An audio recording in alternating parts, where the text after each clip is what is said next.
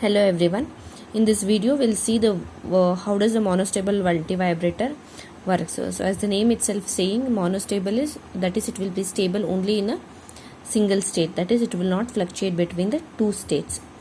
So it is also called pulse generating circuit. So the duration of the pulse is determined by the RC network which is connected externally to a 555 timer.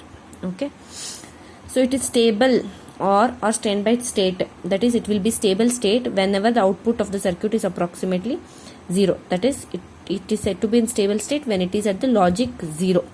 So whenever an external pulse is applied, the output is forced to go high. So the output will go high only when the external triggering pulse is applied, otherwise it will remain in the low state, logical low state. So at the end of the timing interval, so whenever the output is forced to push to go to high, so at the end of the timing interval it will again come back and stay in the logic 0 or to its stable state. Okay, so it will not again fluctuate to the another state, or it will not go to high until the next triggering pulse is applied. Okay, so this is about monostable multivibrator in brief, the working principle. Okay, so whenever the triggering pulse is applied, then only it will go to the logic high state, otherwise it will remain back in the logic low state. Okay, so this is the block diagram or internal circuit of a monostable 555 timer. So it has a RS flip-flop, SR flip-flop, 2 comparators and a 1 transistor. So let us assume when the output is low. Okay, so let us assume when the output is low, that is Q bar will be 0. So Q bar is 0 means Q will be at high. Okay, so Q will be at high when Q is high.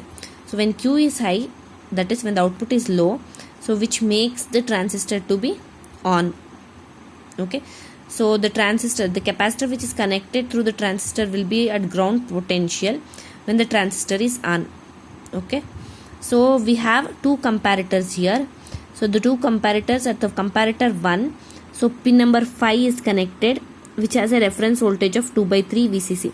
So this VCC will divide the potential. So the potential at pin number 5 is 2/3 VCC. This acts a reference voltage to this comparator, and pin this point, so the non-inverting terminal, so this is at the potential of 1/3 VCC, which acts as a reference voltage for this comparator 2. Okay, so whenever the triggering pulse is not applied, pin number 2 will be at VCC.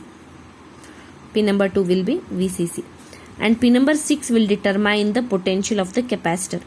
Now the transistor is on and capacitor will be at the ground potential, so therefore there will be no potential at the pin number 6.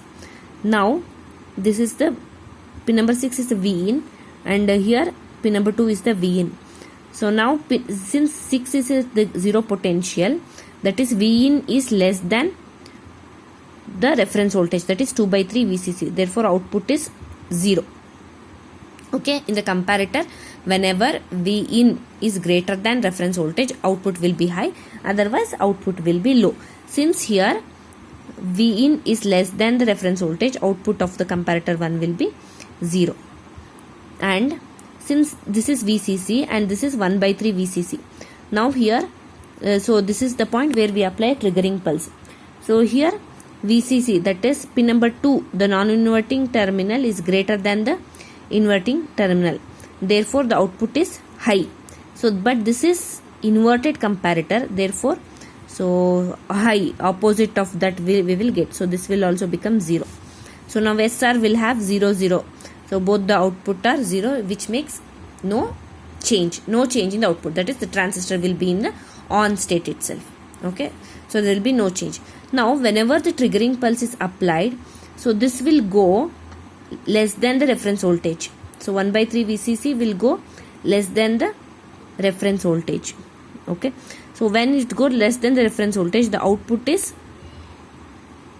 low, which makes inverted output, so output will be high now.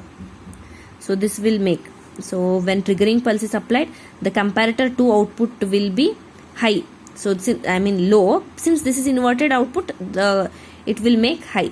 So when S is equal to 0 and R is equal to 1, Q will be 0. So now Q will be 0. Okay. So when Q is 0, which makes the transistor will be off. So when this transistor will off, so the capacitor C will directly charged through VCC. So now the path exists for that capacitor C to get charged. Okay. So the capacitor C will be charged to 2 by 3 VCC. Okay. So when it is charged beyond 2 by 3 VCC, so beyond 2 by 3 VCC, output will go high. So because Vin is greater than VCC. Okay. So upon now the negative triggering pulses happened. So now again, if triggering pulse is not applied, again this pin number 2 will go to VCC. So if this goes to VCC, again the output will be 0. Okay. So when the comparator output is 1, that is when S is equal to 1 and R is equal to 0, the Q will be again 1. So if Q is again 1 means again transistor will get on. So when transistor will get on, the C will start discharging.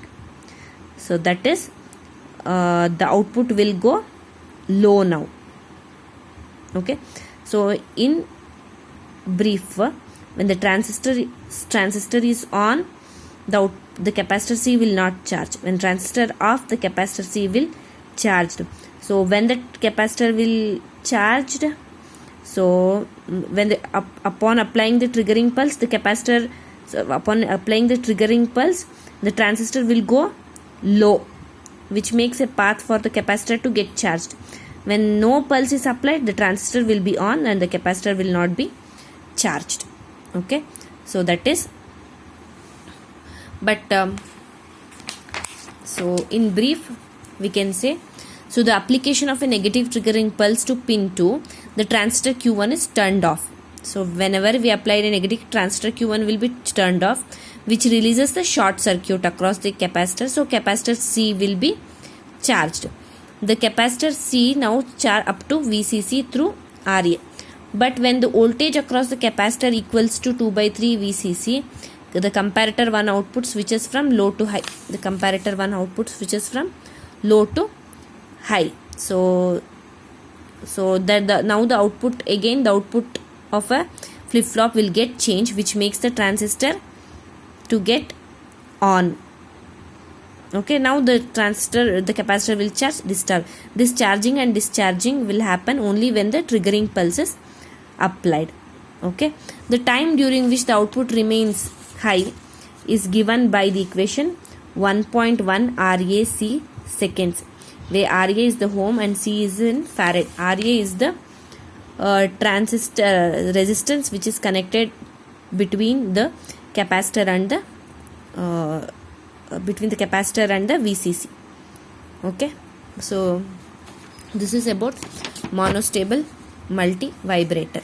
So overall, so I'll repeat again. Overall, when the output is low, the circuit is in stable state. That is, the transistor will be on and the capacitor is shorted to ground. So there is no means for the capacitor to get charged.